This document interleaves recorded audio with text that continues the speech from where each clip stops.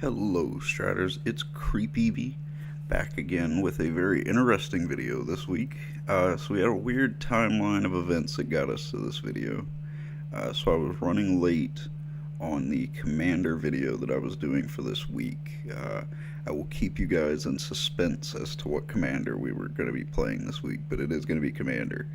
Uh, and I was having a really difficult time recording this. I recorded for 4 hours and discovered that my recording software was not recording my microphone. So it was going to be pretty boring for you guys. So I had a slight mental breakdown and I was slightly frustrated with that. Started recording again last night to try to get it to you guys on time, and I was up till 1 in the morning, and I just could not get a good game in. I don't know why. It was either I just got destroyed before I got to show you guys anything, or I won the game before I got to show you guys anything. And I want you guys to be able to see what the deck does and not just a one-sided match. I don't care whether I win or not, I just want you guys to be able to see the deck and how it works. And for some reason, that just could not happen for me, which was disappointing. But now I think I'm just going to re-record the introduction and everything, because the one match that I got that was decent, uh, I spent a lot of time talking about Commander 17 spoilers and how excited I was to make a video whenever all of them came out. And then I'm eating my breakfast this morning, getting ready to go and try to record again. And I see that we have some spoilers. In fact, we have all the spoilers. And I'm pretty excited about that. So I want to talk about them. I have seen a few of the cards because I couldn't avoid all the spoilers. But overall, this is mainly my fresh response to the cards in the decks. I am very excited to talk about these guys, so I think we're going to jump right into it. So these are going to be all four of the Commander decks, which is a little weird. Normally we get five. I know we got five last time, right? Or am I crazy? We got Kainos and, well, whatever the two guys are, Atraxa, Yidris, Brea, and Saskia. And I think we usually get five. So this is four now. I don't know, maybe there going to be another one, but for right now we have four, which is kind of disappointing. I would prefer five, but we get what we get. Another thing that was really surprising is normally all of the decks are they each follow like a color cycle. Like we had monocolored, we had dual colored. These last ones were four colored. These are kind of just all over the place. We have dual color, three color, five color decks. So they kind of went all over the place, but these sets are more focused around being tribal and not so much about the colors. And I like tribal decks, so I'm very excited about that. And I like it being different kind of color combinations, making it a little bit more personalized whenever you pick a deck. So, like I said, guys, let's jump right into it. I'm excited. I think you guys can probably tell by my voice. So, like I said, I'm coming into these almost completely fresh. I am going to look at them on Goldfish, just because it's a little bit easier for me to go through the cards. So I will briefly talk about the reprints. I just want to cruise through them. Leonin Arbiter getting a reprint. I like that a lot. That's a good reprint. Let's see. Pride Mage, that's not bad. I like that. Not exactly the most expensive card. We can kind of see the prices over here anyway, but it's a good reprint. Nothing else that's too huge in the creature department. Nothing like too crazy over here.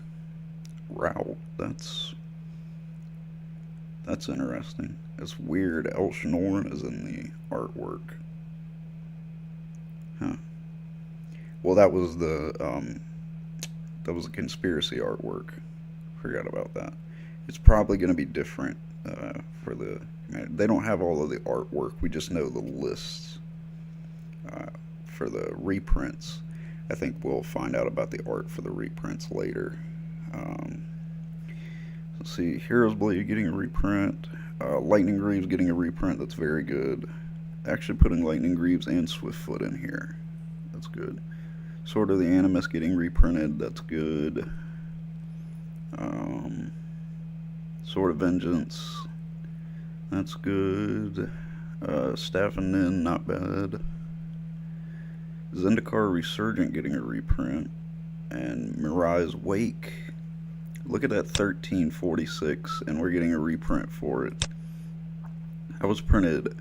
That was Judgment whenever that was printed, I think. I'm pretty sure that's Judgment. So that is a good reprint, guys. You could pick up this deck for the Mirai's Wake. That's not bad, guys. A Leonin Arbiter and a Mirai's Wake. That's not bad. I like that a lot. I like that. What's this card? Oh yeah, this guy. Oh yeah, that's a good reprint. This is good for any equipment deck. You can play equip abilities at instant speed, so that's always good. So that's really good to see a reprint for that. $6. I didn't realize they were that much, but that's a good reprint. Lands that are getting reprinted. Nothing too crazy. Path of Ancestry is going to be the new land, I know, which I really like it. So, enters the battlefield tapped. Add 1 mana of any color to your commander's color identity. Whenever that mana is spent on a creature spell that shares a creature type with your commander, scry 1. I really like that card. And I think you guys can see just how much it's going to be tribal by the way that card is worded. But I like that card a lot. I think that could definitely be good. Kind of goes along the same line as Opal Palace as far as it being significant. As far as things that happen whenever you use it. Alright, they're a little bit more different, but I'm sorry guys, I'm excited. So let's get right to the new cards. That was one of the new cards, by the way. I'm pretty sure. So over here you just have the speculation prices. These are going to be like the pre-order prices and things like that. I guess they already have them set up. But let's go right to it. Bloodforged Battle Axe. This is one of the ones that we already knew about.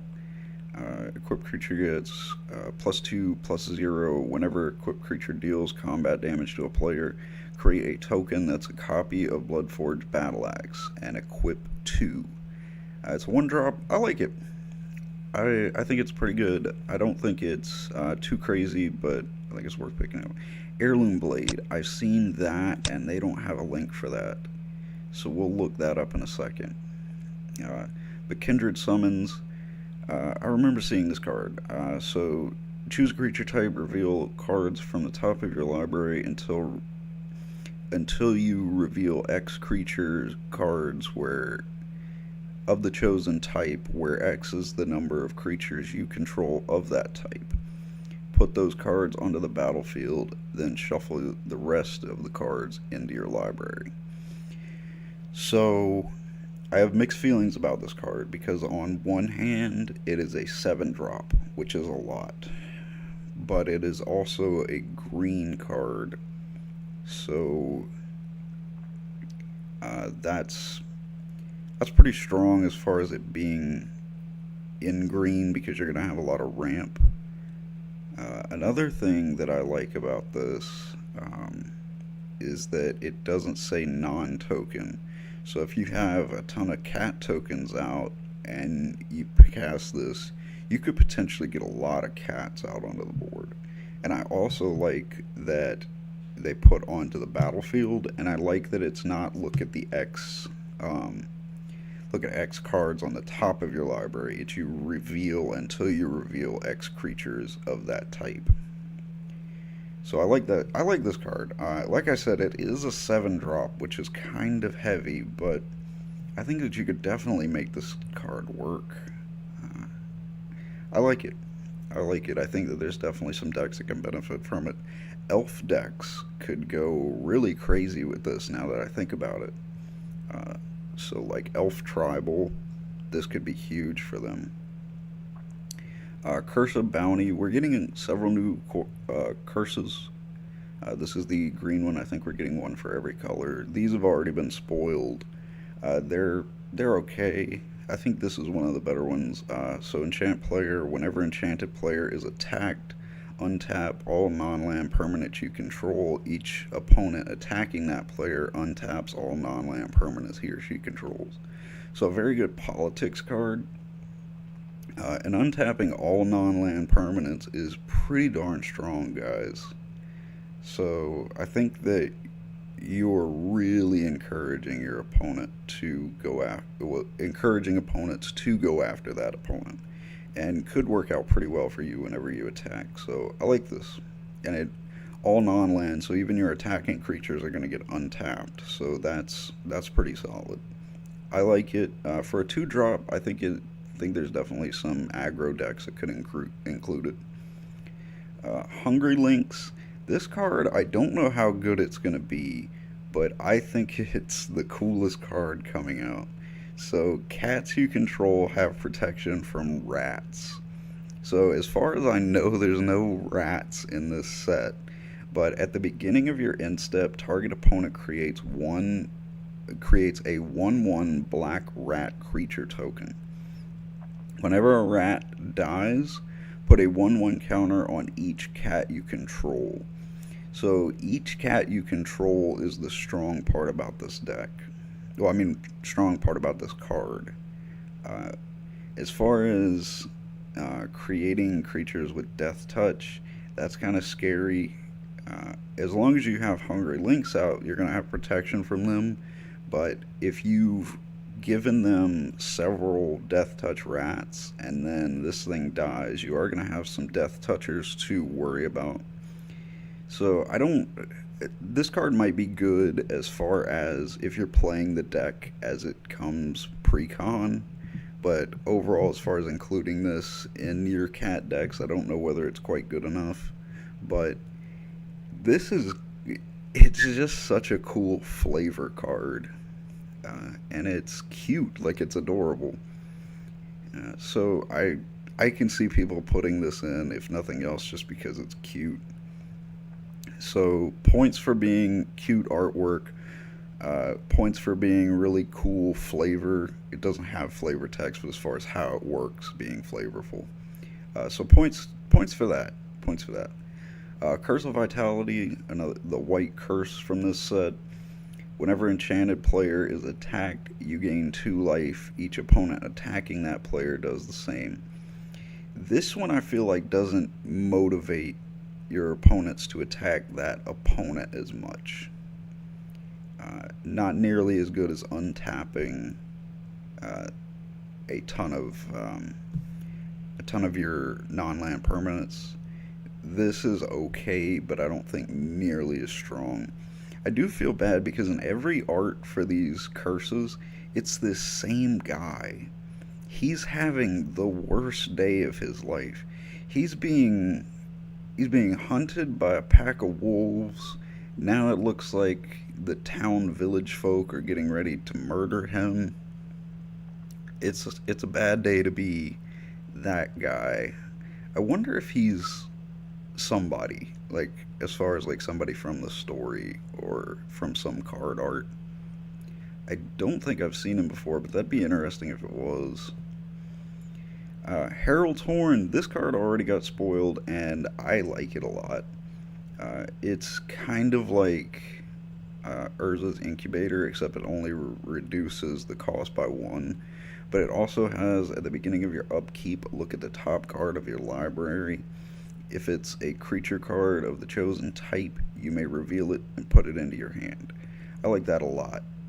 It's a good acceleration card for creature based decks, and the Urza's Incubator effect, even though it's just for one, still makes a difference. So I like this card a lot. I think that tribal decks will all get a lot of use out of it. And I think you can play it with Urza's Incubator. I don't really see a reason not to play it together. It's 3-drop. I think it's really solid. Artwork is cool. Good all around. I'm gonna try to rate these decks overall at the end, and the artwork quality may or may not play a factor in that. Uh, so Mirri Weatherlight Duelist. This card, I will say, one of the things that I do like about these decks is from what I've seen, the other legendaries that are included in it are very viable as commanders. So do keep that in mind. If you don't like, they try to do that with each of the commander decks, but I don't feel like there's been as many good options. But so far, these look pretty solid as far as the ones that I've seen. That actually reminds me, let's actually look at the commander really quick. This guy, so I haven't seen the artwork yet, but that's awesome. I like that. I like the other cats being kind of cat people, but just having a straight up lion, that looks awesome. And the artwork is just art in general, like, is cool in general. So he's a 5-drop cat avatar. Okay. So the picture on this one is not very good. Eminence, I believe, is the word there. At the beginning of combat, on your turn, if Arabo Roar of the World, that's a cool name. I like that. Uh, is in the command zone or on the battlefield, another target cat you control gets +3/+3 until end of turn. That's pretty solid. All of these commanders, I think, have that Eminence key text. And what it is just that it's going to be if it's in your command zone or on the battlefield effects, which I like. I like that. So pretty cool for commanders. But like I said, I feel like there's some commanders in these sets that you might be able to swap out. But still a very cool guy. So let's finish reading the text before we make too many assumptions about him. Whenever another cat you control attacks, you may pay 1 and then a green and white. If you do, it gains trample and it gains +X/+X until end of turn, where X is its power. That's kind of cool. So you get kind of like almost like a Xenagos kind of effect on it. You do have to pay for it, but that's pretty solid. Just doubles your creature's power and toughness. Uh, well, it doesn't double your toughness. Your toughness gets increased by its power, so that's important to remember. That's pretty cool. I like that it's. Oh well, it says whenever another cat, so you can't use it on itself, which is kind of a bummer, but still a pretty solid card. He is a 5/5, so as a 5-drop for 5/5, that's not too terrible. I could see you being able to get some commander damage in with him, possibly win that way. But getting back to where we were before, sorry I forgot to talk about him first. But Weatherlight Duelist.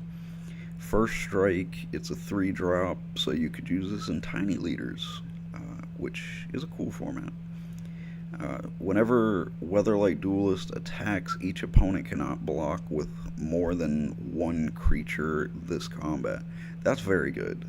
Not just a lot of cards in the past have said you can't block a creature with more than one, but the fact that they can't block with one creature, they can only block with one creature at all. So if you're swinging a ton of creatures along with Weatherlight, if you have like a lot of tokens on board, I don't really know whether this is going to be really token based. It doesn't look like it's super token based, But you could build this with tokens and just swing out with tons of them, and they're not going to be able to block all of them pretty much at all. And so as long as Weatherlight Duelist is tapped, no more than one creature can attack you each combat. So that I really like as well. If you're playing against a token deck, swing with Weatherlight Duelist.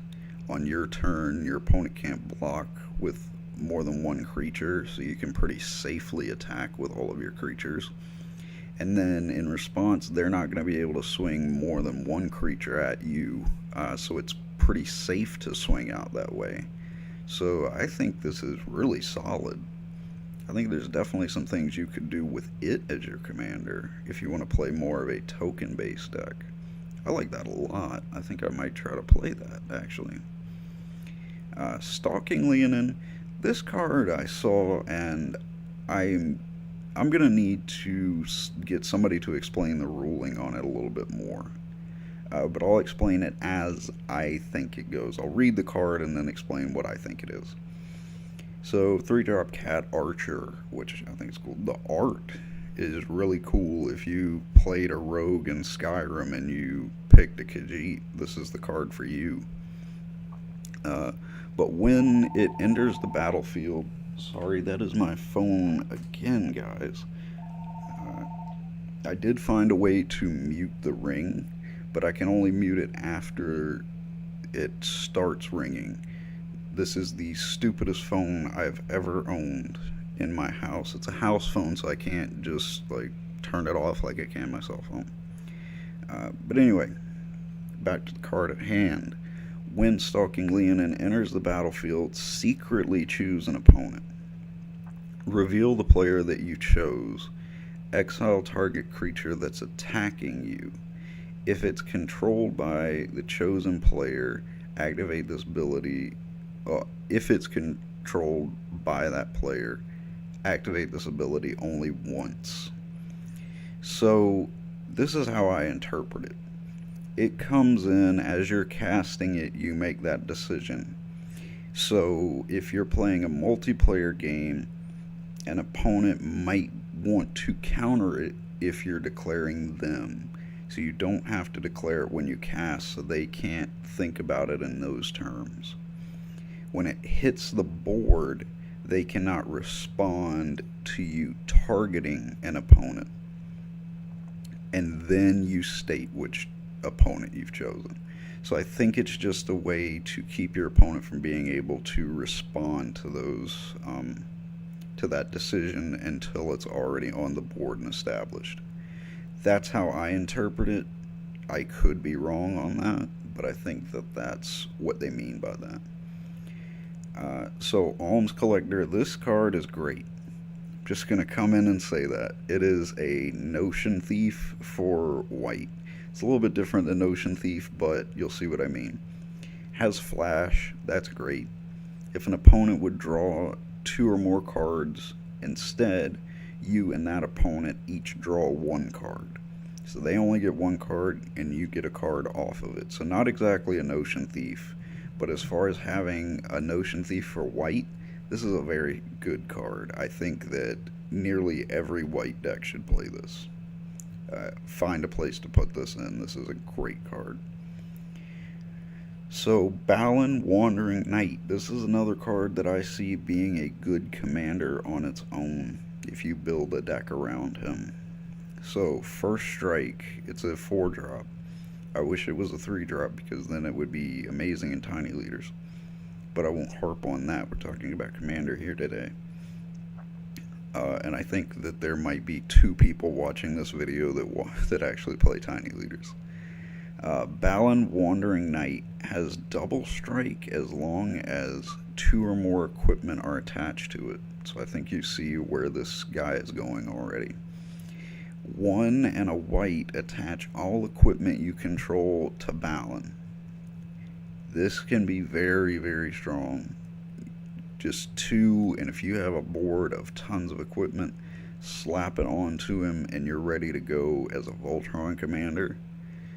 So if you're tired of having to pay to equip all of your equipment whenever you are playing a Voltron commander, this is the guy for you. You get him powered up, get all of your swords on him, and swing in, try to win with commander damage.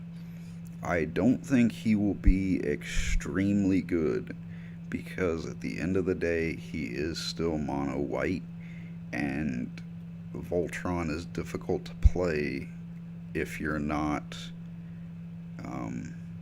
Bant guy or Rafik. It's difficult to play Voltron. It's definitely, I like to play it. And I think that this is definitely a great option for a commander if you want to play it. So I definitely recommend considering this guy if you want to play Voltron, if you want to play mono white. I think this is a solid choice. Hammer of Nazhan. So I think that I think this guy searches it, but Hammer of Nazhan. Whenever Hammer of Nazhan or another equipment enters the battlefield under your control, you may attach that equipment to target creature you control. Very solid. I'm trying to think of the other card that has that effect, but this is really good. I like that a lot. This obviously works very well with Voltron commanders. Equipped creature gets +2/+0 and has indestructible.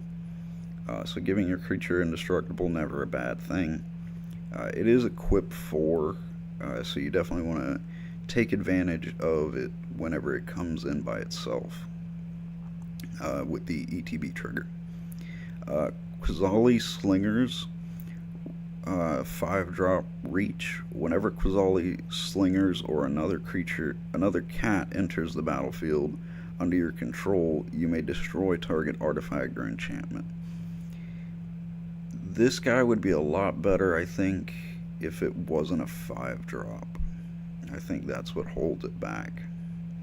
So overall, I think could be a lot better. It's essentially it's kind of like a harmonic sliver, except it doesn't give them the effect. But kind of similar. Like I said, if it wasn't a 5-drop, I could see it being a lot stronger. But unfortunately, I think that there are better options, especially in green-white. You could play Aura Shards instead. I think that'd be a better choice. Traverse the Outlands. This card seems really good. I have an Omnath Locus Rage deck, and this is going in it. So for 5, that's not bad at all for green as far as a ramp card. Search your library for up to X basic land cards, where X is the greatest power among your creatures you control. Put those cards onto the battlefield tapped and shuffle your library. My Omnath Locus Rage deck is going to search for 5 basic lands. I'm just going to put it that way. This card's great. There's so many decks that can capitalize on this in green. If you're playing just a green stompy deck, this is fantastic. I don't know how good it'll be for cats, but there are some pretty big cats in this deck, so it could be pretty good. But I think there are other decks that can capitalize on it more, but definitely a good card. I like it a lot.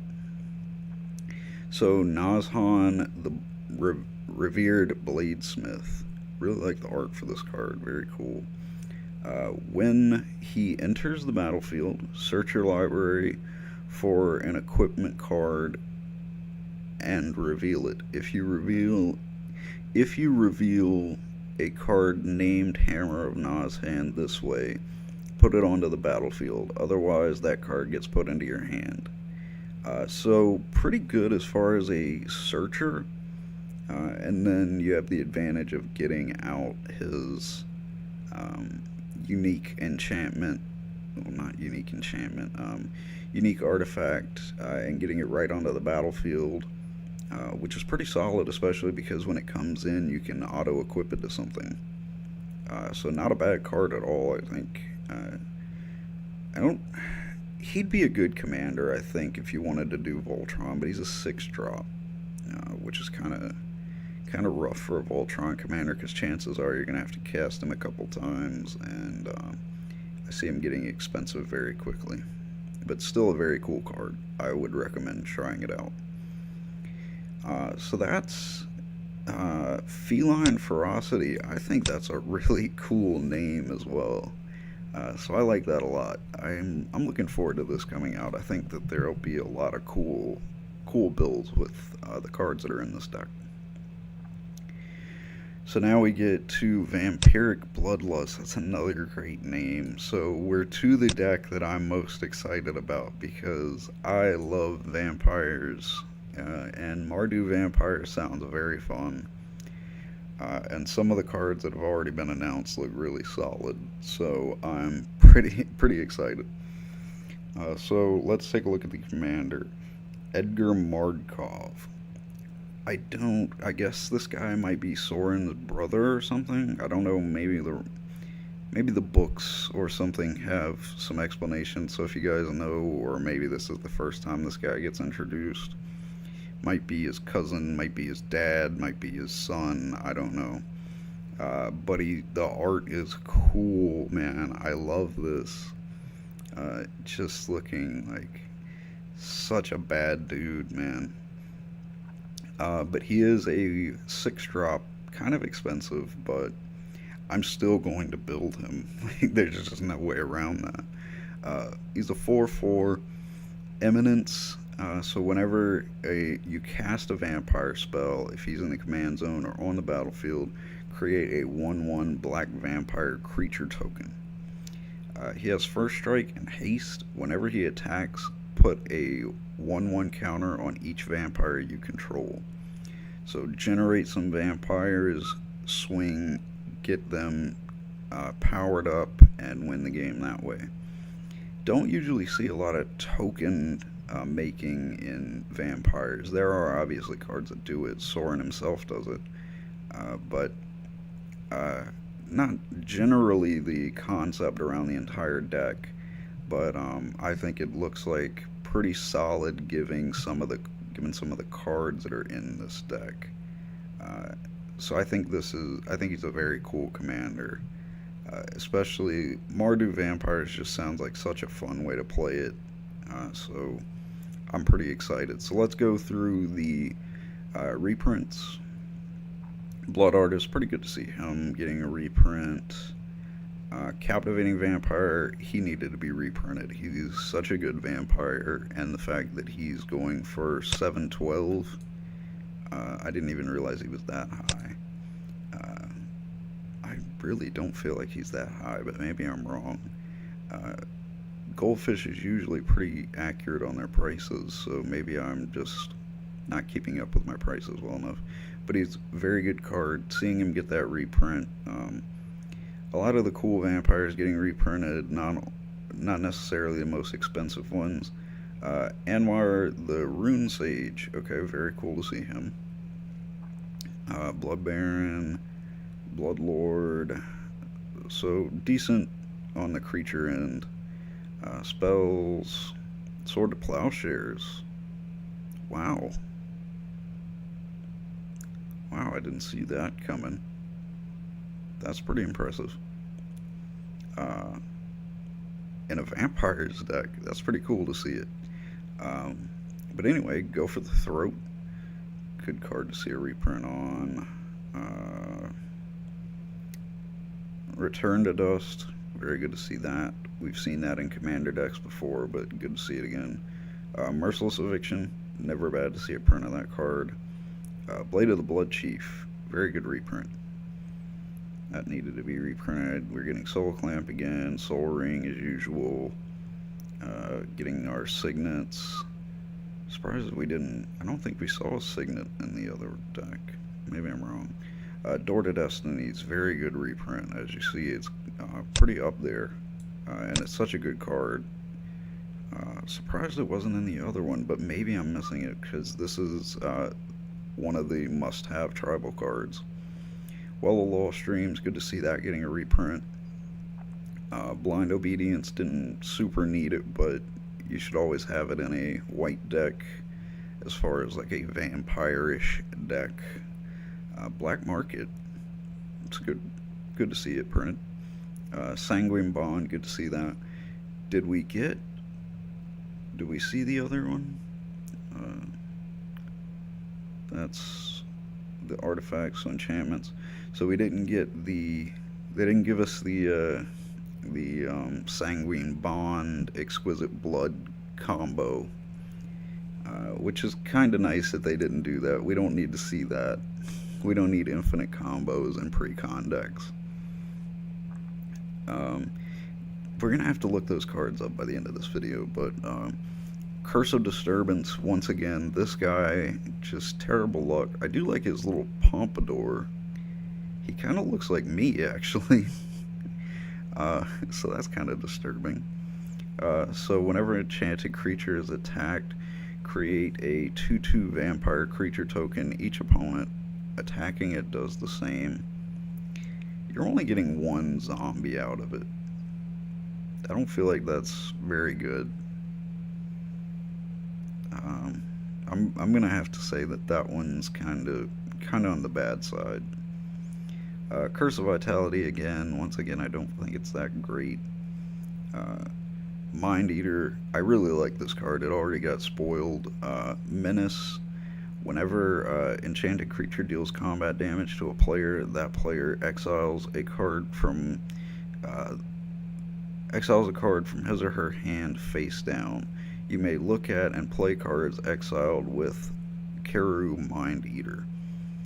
So I very much like that card. I like hand disruption, and I like playing my opponent's cards. They do choose what card they exile, but still pretty solid. I mean, if you get a few attacks in with this, eventually they're going to have to exile something pretty good. So I like this card a lot. This guy I'm not so sure on, but the art is fantastic. So he also has Menace. At the beginning of your end step, put a bounty counter on target creature and opponent controls for as long as that. The printing is kind of weird right there. I think they messed up the scan or something. For as long as that creature has a bounty counter on it, it has whenever this creature dies, each opponent draws a card and gains 2 life. It's not bad, but to be straight Mardu, it is kind of annoying to cast it that way. I don't know. I don't know. You could, and a lot of people I saw this morning were like, oh, I'm gonna make him a commander and everything, and I don't know. I don't think he's quite good enough for that, but he is cool. I love this art. Him like branding his opponents, I guess, is kind of the implication. That's rough. All will know of your crimes is the flavor text. Very Scarlet Letter-esque, which is kind of cool. I hated that book, but still kind of cool. I hope that nobody in the comments is like, oh, that's my favorite book, Dylan. If it is, you have excellent taste. Teferi's Protection. So Teferi showing up again. Very interesting art. Until your next turn, your life total cannot change, and you have protection from everything. Okay, so Progenitus effect on yourself. That's not bad. All permanents you control phase out. Okay. So they phase out before... They phase in before you untap during your untap step. So they come in during your untap, but they still will be able to untap. So that's...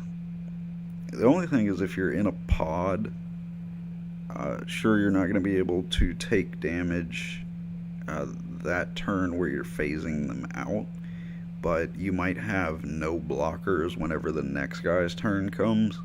So you're definitely going to have to take that into consideration. So in my mind, this card's kind of iffy. But it's still very interesting, and I think it could come in handy. It's just you're going to have to really pick the time whenever you play it. But the art's super cool. Teferi, I guess he's casting this spell. It is an instant, so for 3 it's not bad. It's just like I said, you're going to have to be picky on when you use it. Bloodsworn Steward. Commander creatures you control get +2/+2. For a 4-drop 4/4, it's not bad. I don't know really if you'd play it outside of the precon, but it's not bad. Disrupt Decorum. Goad all creatures you control until next turn. Those creatures attack each combat if able, and attack a player other than you if able. Okay, so if you're playing in pod, it's a little bit better, but still very good, I think. So you could kind of politic your opponents with this, I guess. Dinner and politics don't mix. I like that a lot. I love the flavor text on vampires. I just think they're so cool. But for a 4-drop sorcery, I'd rather see this like at instant speed, but it's still not bad. So I guess it's fine, but I don't know whether you'd really want to play this. Maybe if you have an extra spot in maybe some of your aggro decks or something, but I don't know. It seems a little iffy. New Blood. This is very much the art style of Kaladesh. It's always good to see Olivia there. That's my girl. I'm pretty sure that's Olivia. Looks like her. As an additional cost to cast New Blood, tap and untap vampire you control. Gain control of target creature. Change the text of that creature by replacing all instances of one creature type with vampire. So that is incredibly specific. It could be a fun card to use, but I don't know how good it would be, and I don't know how good it would be outside of playing with your friends if you know that they're playing a creature-based deck, well, like a tribal deck. It could be really fun to grab one of their cards, but I only really see this being good if you're playing your friend with another pre-con deck from this set. But very cool nonetheless. I like the art, so gets a little bit of a plus for that, but still not super great. So Bloodline Necromancer. This is some harsh art. This is rough. So he's a 5-drop 3/2 with lifelink. Whenever he enters the battlefield, you may return target vampire or wizard creature card from your graveyard to the battlefield. So you can kind of cross him over into the wizard deck. So you can return a vampire. I don't know whether it's worth playing him to reanimate a vampire, though, for a 5-drop. I don't know. I'd rather play some Graveyard Recursion or just put in some reanimate spells instead. But kind of cool. Crimson Honor Guard. Trample. At the beginning of each player's end step, Crimson Honor Guard deals 4 damage to that player unless he or she controls a commander. This is cool. You could get this out early and really punish your opponent. And it's at each player's end step. Okay, I like that. I like that a lot if you get it out early. I think that's pretty solid. It's a 5-drop, so kind of expensive, but if you ramp into it, which, I mean, Mardu, but of course you can play it in any red deck. So this could be fun in a burn deck. Pretty good. I mean, 4 damage is pretty significant. And if you can keep their commander off the board, I mean, there's some decks that don't even like playing their commander all that much, so this could be pretty dangerous. I like it. Kindred Charge. There's a lot going on in that artwork. Choose a creature type. For each creature you control of the chosen type, create a token that's a copy of that creature. Those tokens gain haste. Exile them at the beginning of your next end step. Wow. That's pretty strong. For each creature you control, so that doesn't count tokens. Well, I mean, it does count tokens. So if you already have a lot of tokens and you cast that, you could even play something that copies the spell, which there are a few ways to do that in Red and Commander. The first one resolves, you get those tokens, and then you can double those tokens when the second one resolves. That's pretty cool. It's a 6-drop, which is kind of expensive, but there's some decks that could really capitalize on this. Definitely cool. I like that. Patron of the Vein, 6-drop, 4/4, flying. Oh, sorry, I bumped the microphone there. Enters the battlefield, destroy target creature and opponent controls. Not bad.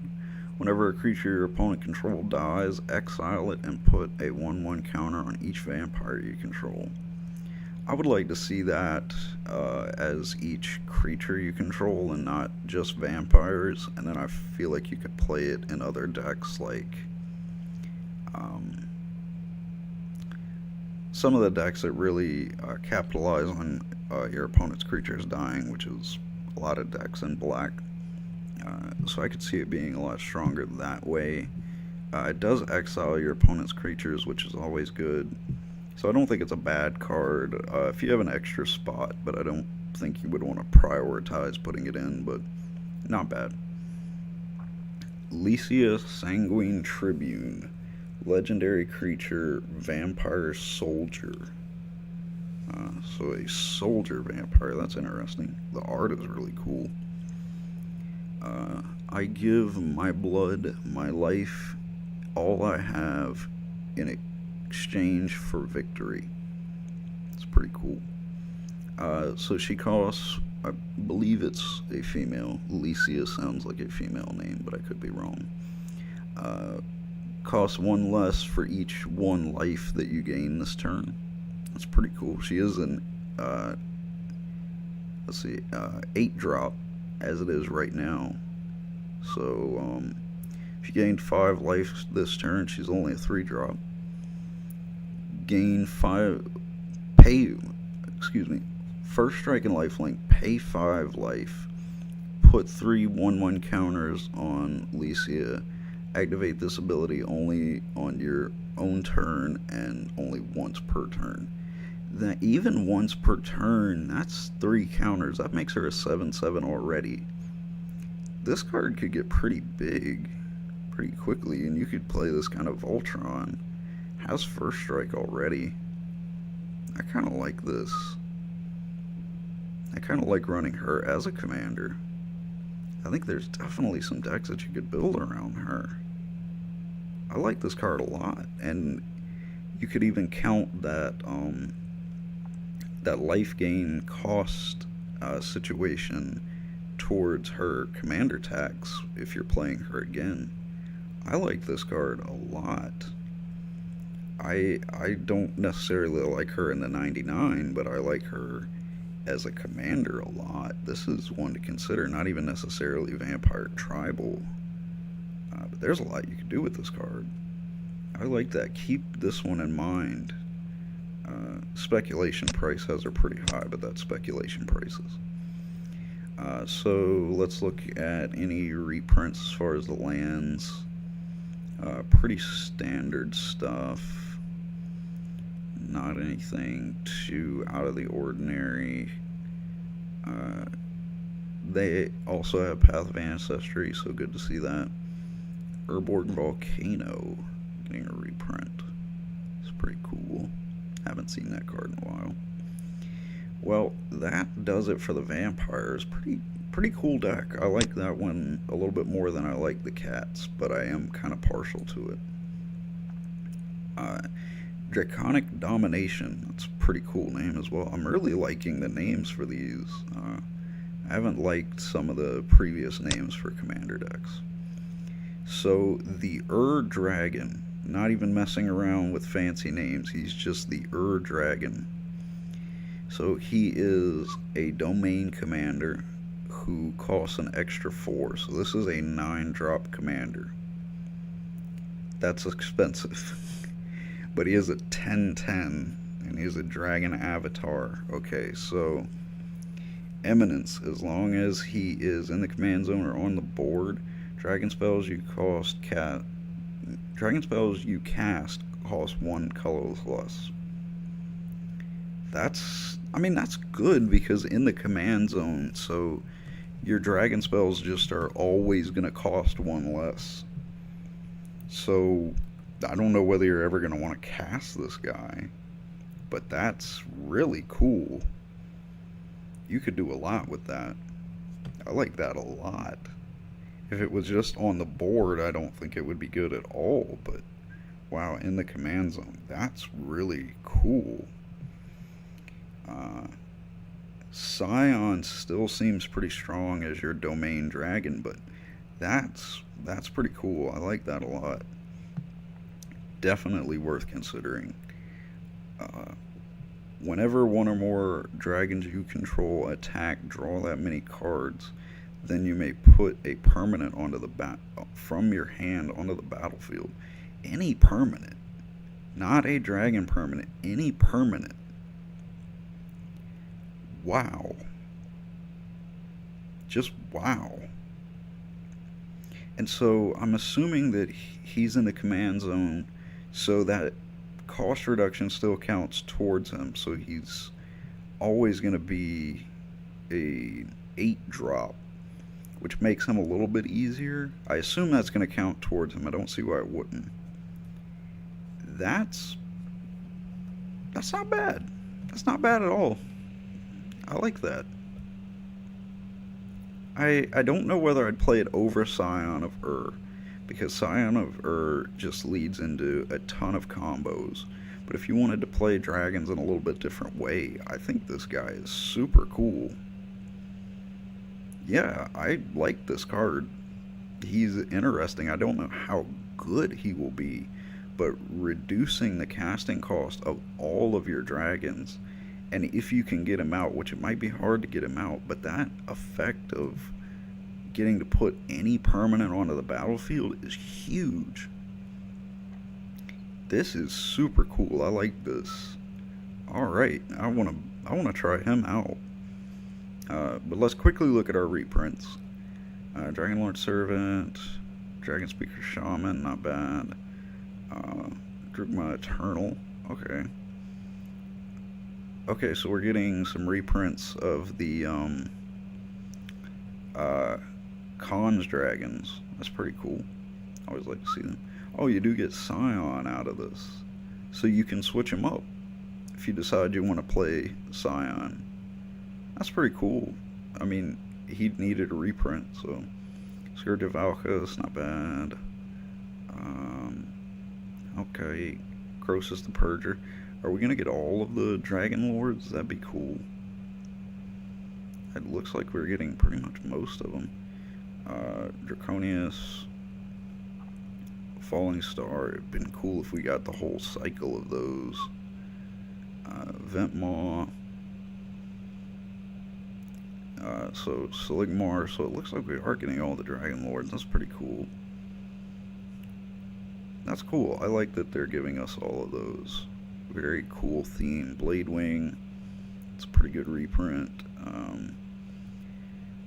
Otai. So we're getting him too. Yeah, I think that's all of them. That's cool. They're not expensive, but getting them all in one package is pretty cool. So not any too ground-shaking reprints there, but just nice to see them. So Earthquake, Crux of Fate, Rain of Thorns, Spellbomb, wait for Soul Ring, we're seeing it again. Lightning Greaves, good to see that. Always good to see that. Command Sphere, Darksteel Ingot, Fist of Suns. That's pretty cool. I like that they put that in there. That card needed a reprint. If you don't know what it does, because you don't see it that often, you can pay one of every color rather than pay a card's mana cost and put it into play. So kind of a cool way to cheat cards out. And if you have all your colors in play for this deck, it's not a bad option. Dreamstone Hedron. I saw Crucible of Fire. For a second I thought that was Crucible of Worlds. And I was about to get really excited and really angry because I bought my Crucible of Worlds not too long ago. But that'd be a little bit much to ask out of a Precon Commander deck. Dragon Tempest, Elemental Bond, so Crucible of Fire, not necessarily quite as strong. Let's look at the land reprints. Getting the full Vivid Cycle, that's good to see. We're getting Path of Ancestry, pretty sure all of them are going to have it. Haven of the Spirit Dragon, that's pretty cool to see as a reprint.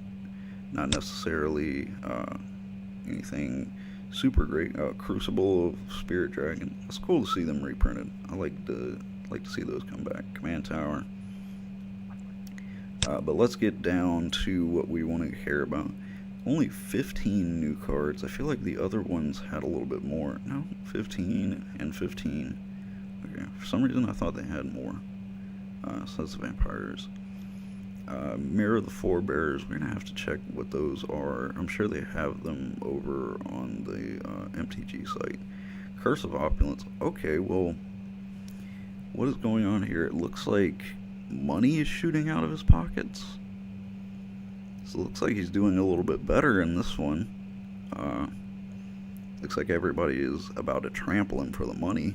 So that might not end well, but hey, at least he's got money. Jingling coins beckon many eager hands. Kind of reminds me of an Assassin's Creed, whenever you could throw out the money to kind of distract the crowd. But anyway, we'll keep moving. But it is kind of cool to see our guy looking up a little bit now, and it's a 1-drop. Whenever enchanted player is attacked, create a colorless artifact named Gold. It has sacrifice this artifact, add one mana of any color to your mana pool. Each opponent attacking that player does the same. I think that one's okay. I don't know whether I'd go out of my way to put it into a deck, but if you've got it and you need something in an extra spot, I don't think it's bad. Curse of Bounty again, and now we see our green one. I think we've seen all of them now. Well, it looks like our guy doing pretty well, getting a drink, but it looks like those guys behind him are not looking too good. Idle chatter beckons many attentive ear. So I guess he got drunk, maybe said a few things he shouldn't have, but at least he looks like he's having a good time for now, at least. It's been pretty rough for him in all the other ones. I kind of like seeing this guy in all of the curses. He's just really having bad luck. And it's also kind of cool that he looks like me a little bit. Whenever enchanted player is attacked, draw a card. Each opponent attacking that player does the same. There my phone goes again. I have it like sitting beside me ready to like smack the mute button now. Whenever attacked, draw a card. Each opponent attacking that player does the same. I could see this being okay in like a politics deck, because a lot of politics decks play blue. So I could see that being kind of good, but not super great. Herald's Horn, making those dragons even cheaper, not bad at all. Boneyard Scourge. Whenever a dragon you control dies while Bone Surge is in the graveyard, you may pay 1 black, 1 colorless. If you do, return Boneyard Scourge from the graveyard to the battlefield. It's not bad for a 4-drop. I could see that being okay. So this is the card. Alright, so let's just talk about everything else so that I can have my rant about this card in a second. Territorial Hellkite. At the beginning of combat on your turn, choose an opponent at random that Territorial Hellkite didn't attack during the last combat. Territorial Hellkite attacks that player this combat if able. If you can't choose an opponent this way, tap Territorial Hellkite during your last combat. So I guess this is kind of a way to limit the advantages of having a 6/5 as a 4-drop. I don't know. That's a pretty bad trade-off. And even if you can't attack, it just taps you. So if they have propaganda or something out and you can't pay for it. But I guess if it's saying that you have to attack them, I guess if you had the mana open, would it force you to pay for it? I don't know. I think that would make it even worse. So I don't know. Even if that's not the case, I don't really like the look of this card all that much. Fortunate Few. Choose a non-land permanent you don't control, then each other player chooses a non-land permanent he or she controls. He or she doesn't control that hasn't been chosen this way. Destroy all other non-land permanents. So pick something and then we wipe the board. So kind of like a Cataclysmic Gear Hulk effect. That's a heck of a bomb maybe for late game. Pretty good as far as the dragons because you get one huge dragon out and then wipe everything else out. Start swinging. And it's not bad as a sorcery. I'd like to see it as a instant 5-drop. I feel like there's some decks that could use this a little bit better. Those annoying Avacyn decks where they want to play like Boom Pile and blow up everything, but their stuff is indestructible. That kind of deck might be able to use this. I just don't really think that it belongs in this deck. Kind of weird to see it, but I mean, it's not a bad card. I just don't think it really goes here. Fractured Identity. Exile target non-land permanent. Each player other than this controller creates a token that's a copy of it.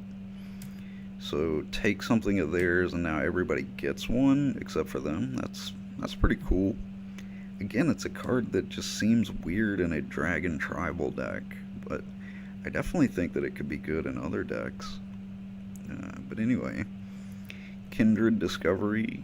As Kindred Discovery enters the battlefield, choose a creature type. When a creature you control of the chosen type enters the battlefield or attacks, draw a card. I like that it's the or attacks. That makes it pretty strong. I like this card. Weird in a dragon deck again, especially with Merfolk in the art, but this is a pretty strong card. I like that. Skill Lord Reckoner. So flying, whenever a dragon you control becomes a target of a spell or ability an opponent controls, destroy target non-land permanent that player controls. I feel like there's a card that is like this. Weird to see a white dragon like that, but it's a cool card. 5-drop seems kind of expensive, but I definitely think that this is more kind of along the lines of that kind of Avacyn deck build, but it's not bad, just kind of weird to see it. Wastoria Necro Queen. So a lot of words there. A cat dragon. Okay, we're in weird territory now, guys.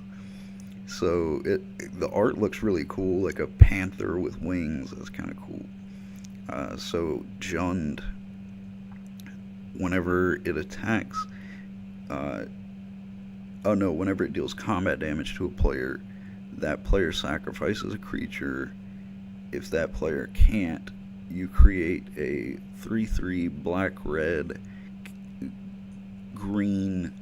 Okay, so Jund, cat dragon creature with flying. That's interesting. I mean, I think it synergizes with Jund pretty well, forcing your opponent to sack things. I think it's okay. I'd throw it into a Jund deck. So we have another domain dragon. So Kagachi Vengeful Kami. So a dragon spirit. He is a 6-drop and he is a 6/6. Whenever he has flying and trample, so pretty cool. Whenever he deals combat damage to a player, if that player attacked, you during his or her last turn, exile target non-land permanent that player controls. That's pretty cool. I like that. He's definitely an expensive thing to pay for, and I don't think he would be as valuable as a commander as some of the other dragons here, but definitely cool. I like that. Ramos Dragon Engine. So this is the one that I think everybody originally thought was going to be the commander for this deck. Whenever you cast a spell, put a 1/1 counter on Ramos Dragon Engine for each of the spell's colors. Okay. Remove 5 1/1 counters from Ramos to add all colors to your 2 of all colors to your mana pool. Activate this ability only once each turn. So here's what we do with this, guys. Follow me here. We're gonna play Door to Nothingness here. This is what we're doing with this guy. I promise you it's gonna work. So if you don't know what Door to Nothingness is, we pay that casting cost to tap it and we win the game. This is the card that's going to make it work, and we're going to play it in Commander. Mark my words, guys, and you're gonna see it because I'm gonna play it on the channel whenever these come out. That's what we're doing with this, guys. It's gonna happen. So just wait for that. I could see this guy being okay as your commander because he's going to get very big very quickly. I could see you playing him because he does have those colors in his identity. He is a 5-color commander. So you could play him, get him out, play a bunch of cantrips, and swing in with him being huge. Because if you play a 2-color spell, that's already 2 counters on him. He's already a 4/4, he has flying, so he can get past a lot of things. The art is really cool, just this huge imposing dragon. He's not breathing fire or anything like most dragon art is, just walking around, and he's absolutely massive. Really cool. I like that. I like him a lot, really, especially with the Door to Nothingness build that we're gonna have. Like, we can get him to 5 counters so quickly, and then we're winning with Door to Nothingness, guys. This is the card that's finally going to make it happen. I didn't think it was going to happen in Commander, but it's going to definitely happen, and I hope all of you are excited for it.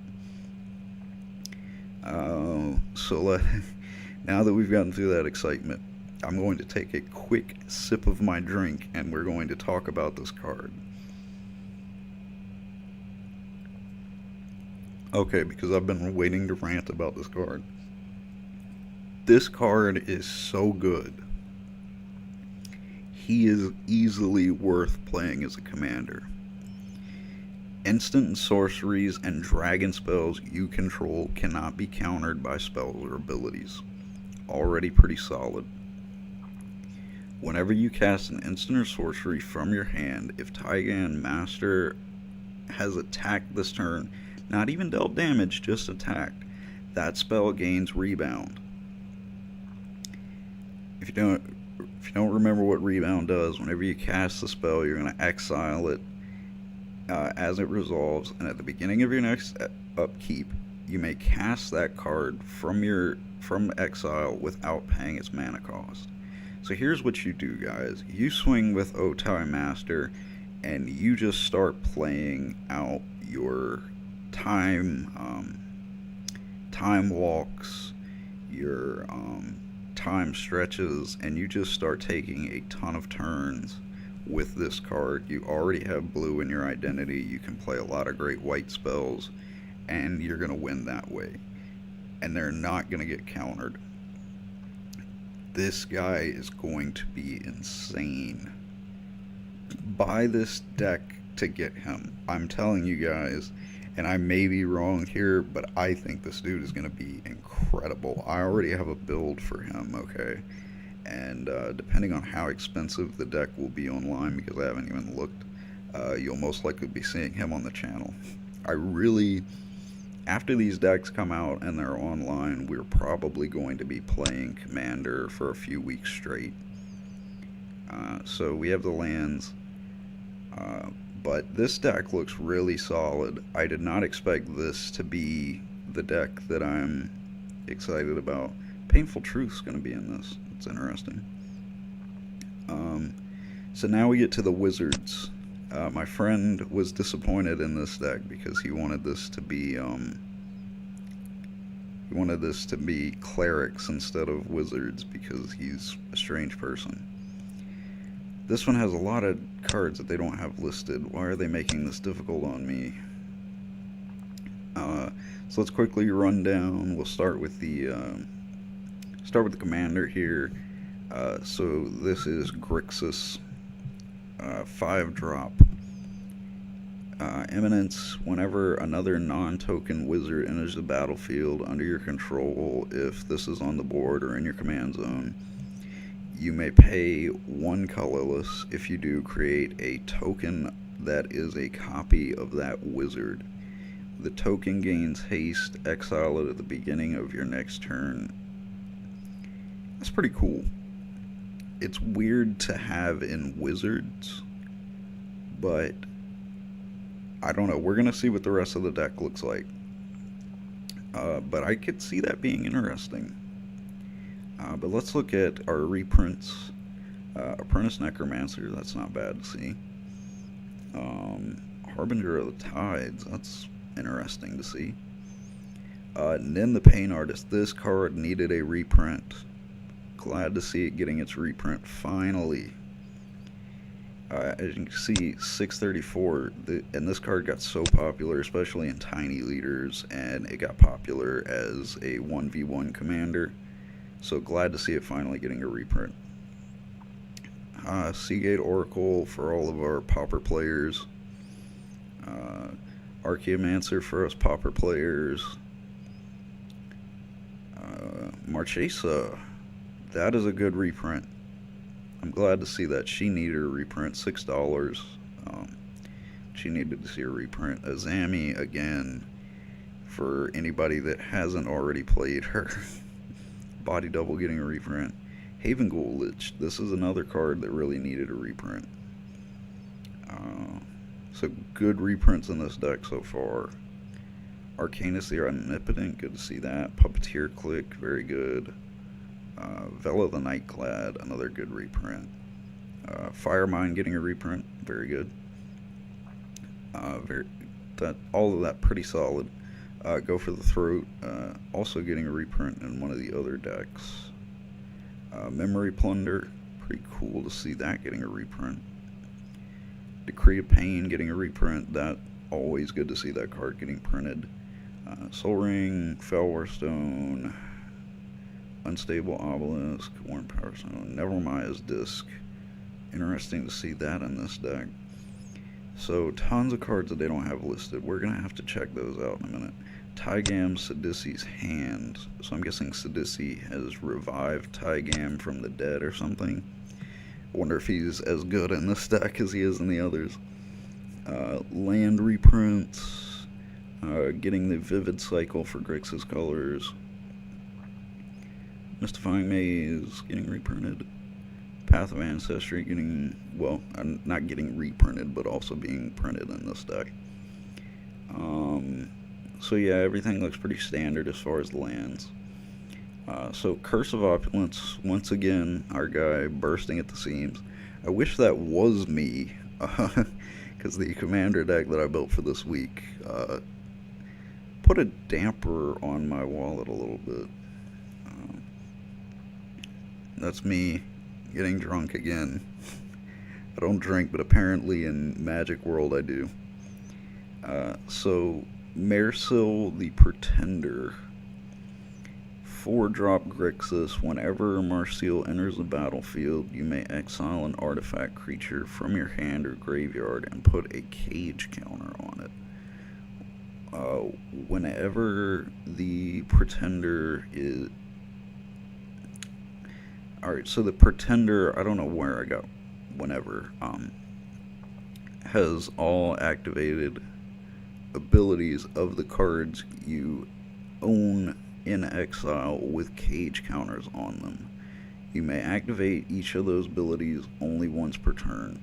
So if you played her as a commander and kept casting her over and over again, or you flickered her, you could start building up a lot of different cards that she could use.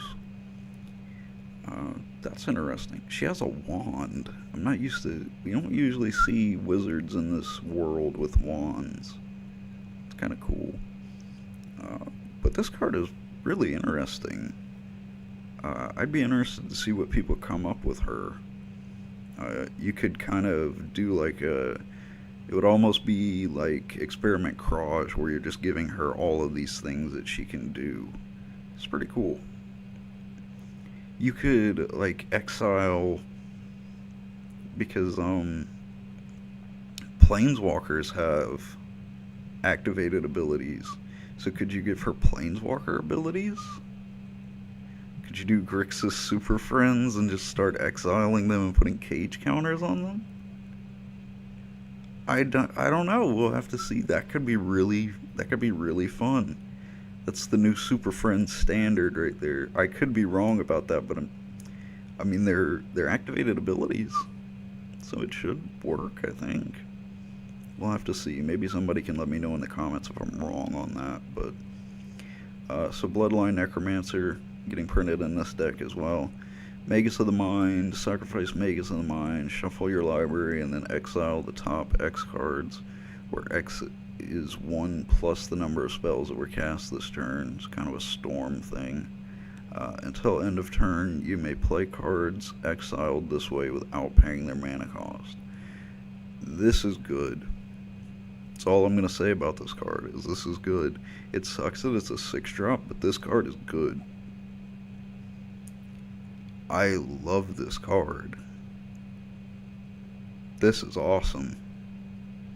This is going to be in a lot of blue decks, guys. This is super cool. I like him a lot. You can just cast a bunch of cantrips, build up that quote-unquote storm count, sack him. It sucks that you have to tap him, so you will have to wait a turn or give him haste somehow. He is pretty tough. He's a 4/5, so he might be able to survive that turn. But you could cast a bunch of cantrips and then exile and cast cards out. You could put him in Tygam. He'd be really good in that. So I like this card a lot. So I think I'm going to cut away here, guys. And I'm going to try to see if I can find information on these cards that we haven't seen. So hopefully I can find those, and I'll cut back in whenever I find them. But so far these decks are really exciting. I like these. And then we'll do a little wrap up and discuss everything. But looking very cool so far. Okay guys, we are back. I went to the Magic the Gathering website and found these cards. See, I wanted to do the video based here, but only some of the decks have where I can, like, you can see here, like, I can check all of the pictures, but, like, other decks, like, see, like, sometimes it works, sometimes it doesn't, and that's why I used,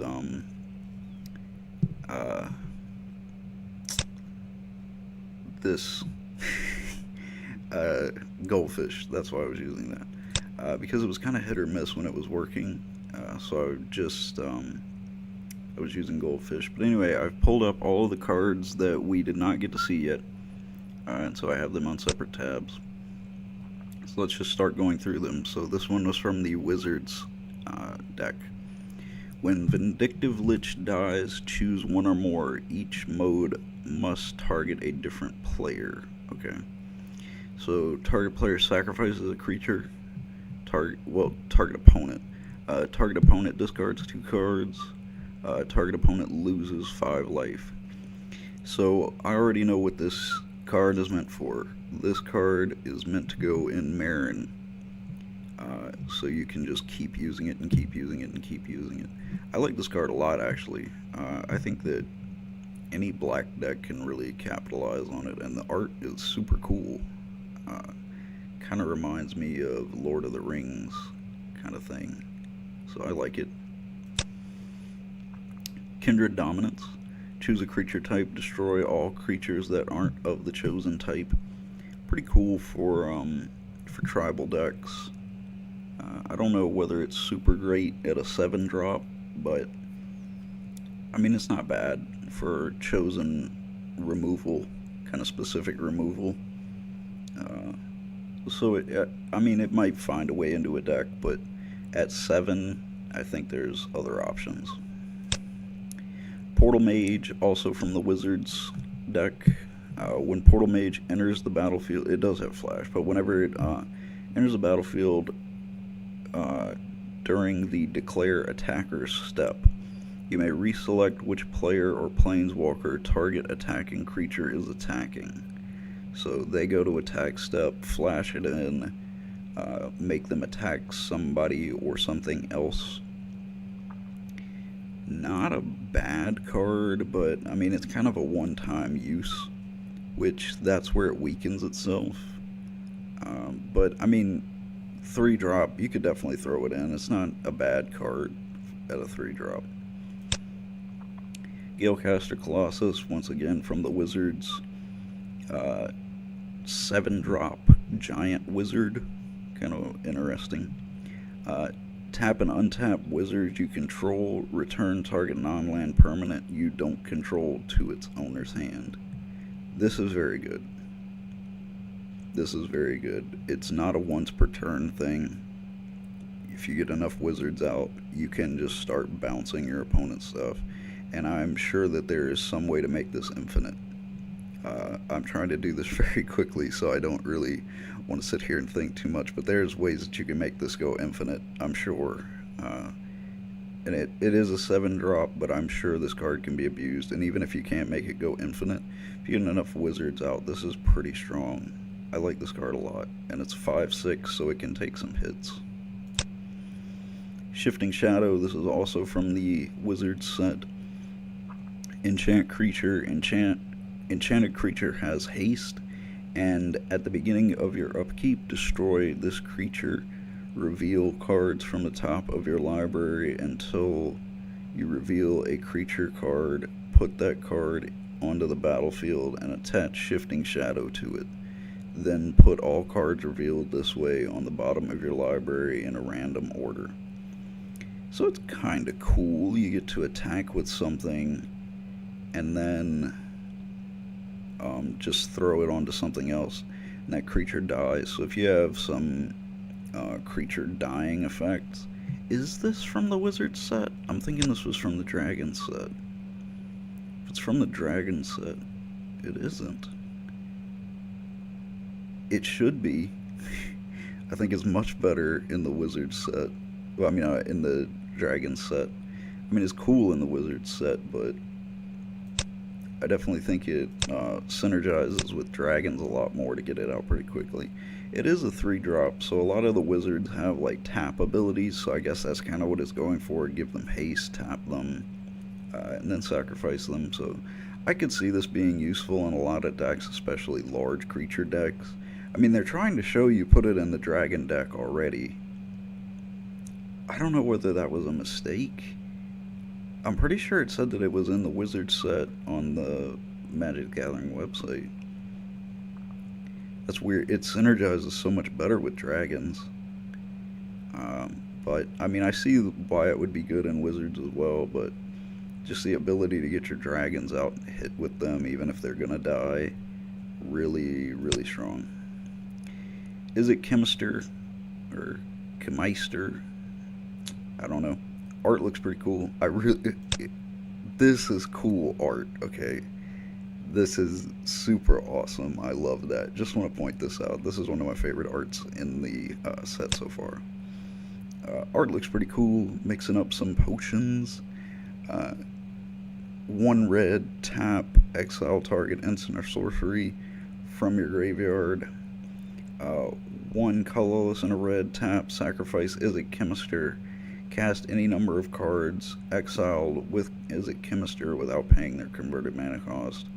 Um, this is kind of cool. Kind of reminds me of Bomat Courier. So you're just going to have to be careful. I would worry that you're going to exile a couple things and then this thing is going to get killed. But I could see it working. It'd be really cool to get several spells out. Um, I guess you'd have to cast all of them at the same time. It's not like an until end of turn effect. I'm not sure exactly how that'll work. The way I'm interpreting it is that you'd have to cast them all at once, which is kind of weird. I mean, you still get to determine stack order, but I don't know. It seems like that makes it less good. I'm just worried that like you're gonna exile a bunch of stuff and then this thing is gonna die, and then you have a bunch of stuff exiled for no reason. And you're generally gonna want to exile your good cards because those are the ones that you want to recast.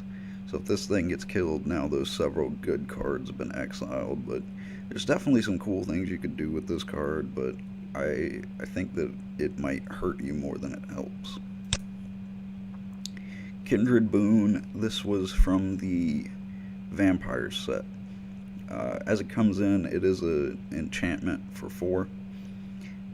As Kindred Boon enters the battlefield, choose a creature type. 1 colorless and a white, put a divinity counter on target creature you control of the chosen type.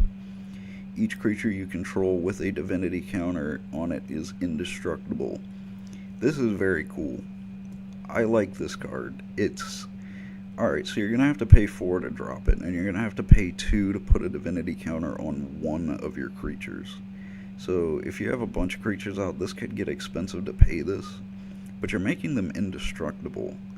So I can see this paying off really quickly, and it's in white, which is, very creature heavy decks. So I can see this being very strong.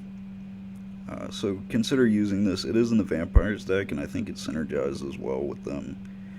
So keep this card in mind if you're building something with white and kind of a tribal theme. I think it's pretty solid.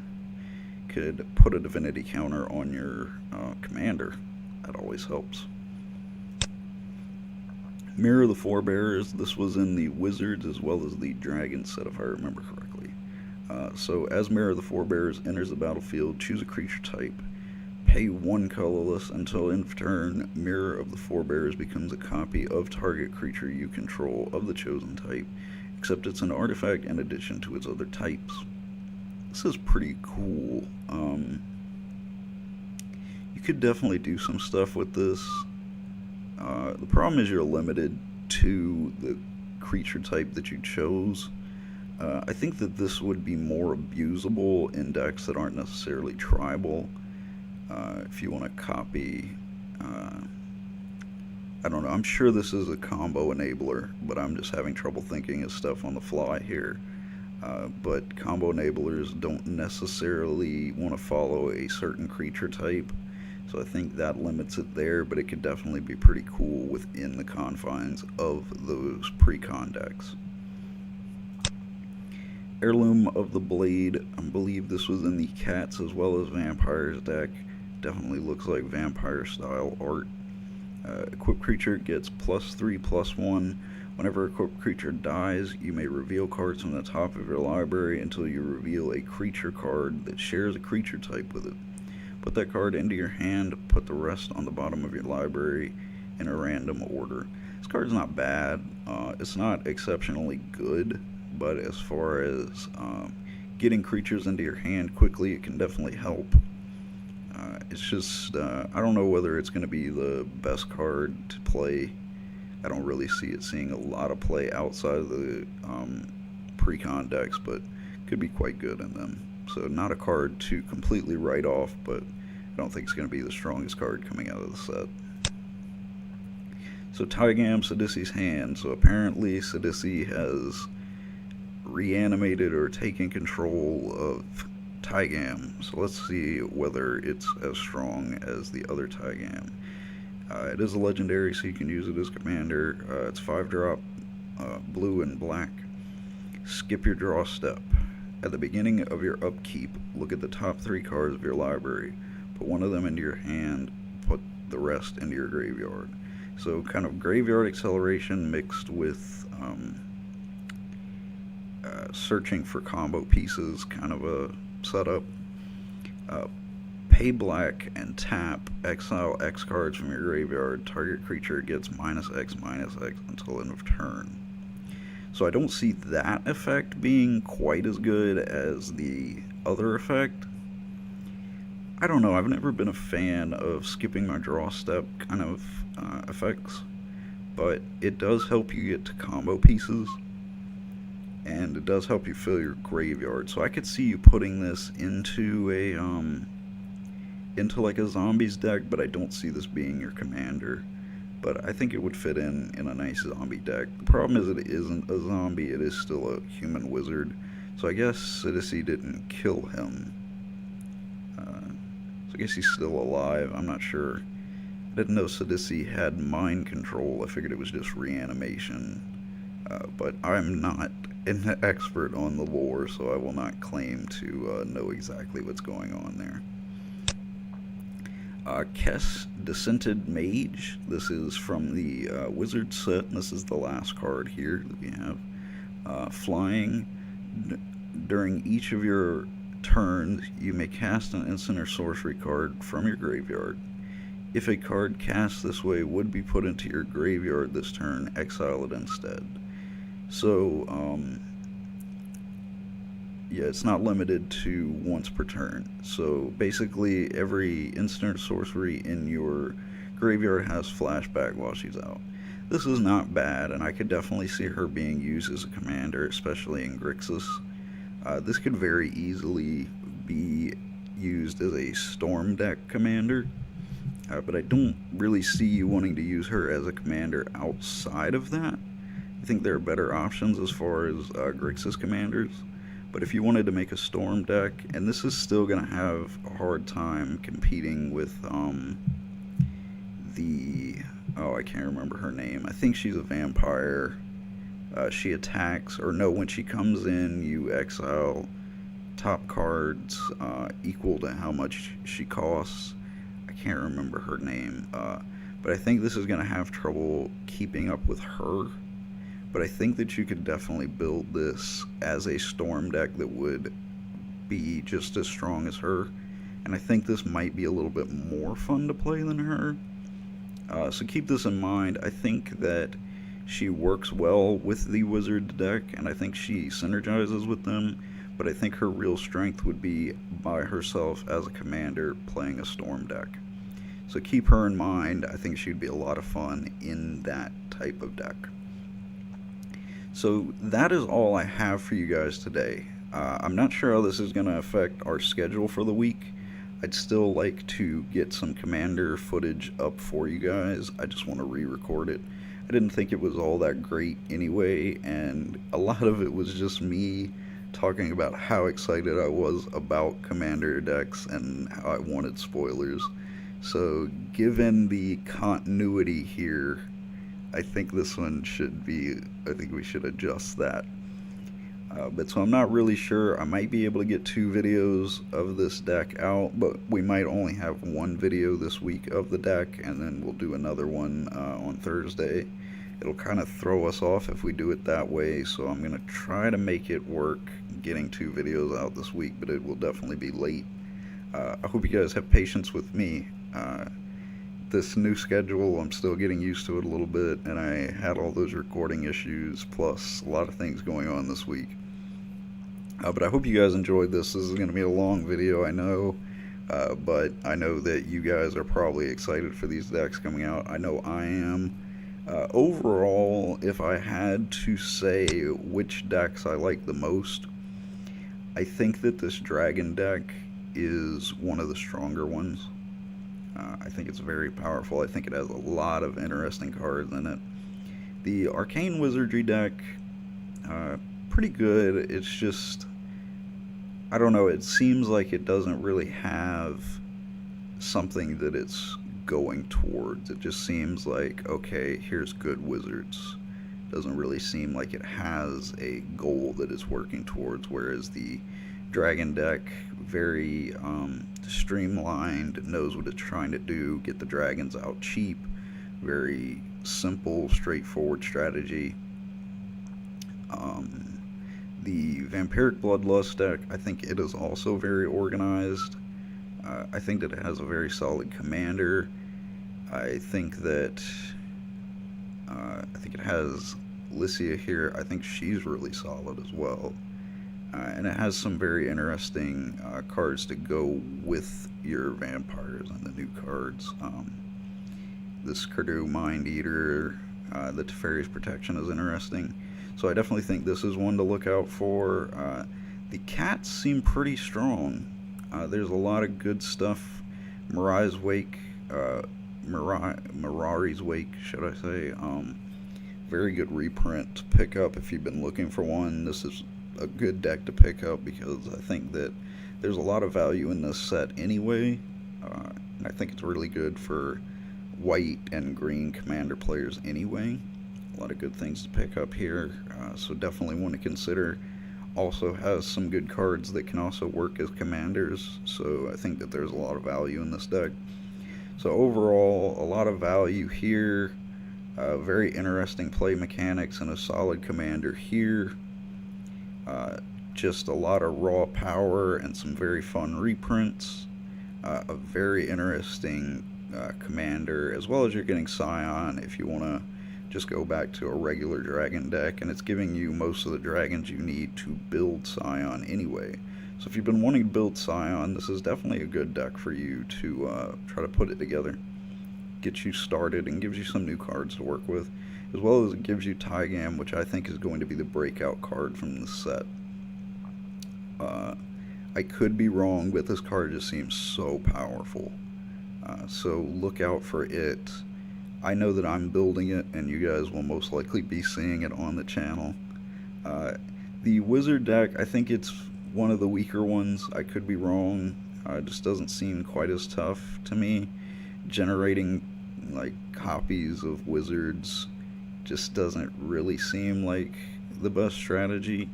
I mean, honestly, the Wizards in this deck are working in a little bit different way than they normally do. But this just doesn't seem quite as solid to me. I do think that this card has a lot of potential if you want to build like a Storm deck, but overall I think this is probably the weakest deck. There are some pretty good reprints, getting Terminate, Chaos Warp, that kind of thing. So there's some good stuff in here, but overall I just think that it's probably one of the weaker ones. But definitely tell me what you think in the comments. What decks are you excited for? How do you want to build with these commanders? Do you want to use different legendaries that are in the decks for commanders? Which commander deck are you going to pick up? Are you going to pick up one of them? Are you going to pick up none of them? Pick up two of them, the whole set? I usually get one from each set, so if I had to pick, it's either going to be the vampire deck because I love vampires, or the dragon deck just because it seems like a lot of raw power, as well as we have Door to Nothingness deck right here. I've been trying to build Door to Nothingness for years, and he just told me how. So Door to Nothingness deck over here, look out for it. So I'm very excited about everything. That's my opinion on the cards, so definitely let me know what you think. That is just my first impressions. Like I said, I'm just looking at the decks for the first time now. So I hope you guys learned something from this long video or got some entertainment out of it. Be sure to like this video if you enjoyed it, and be sure to subscribe to the channel to see more of my videos, as well as some of the awesome videos from the very cool people that make videos on this channel. I'll be back some point this week, at least on Sunday, with a commander video for you guys. Like I said, I'm going to hold you in suspense about what deck we're playing. Be sure to subscribe so you never miss any of my videos. And I am signing off. This has been a wonderful video with you wonderful people, and I will see you guys later.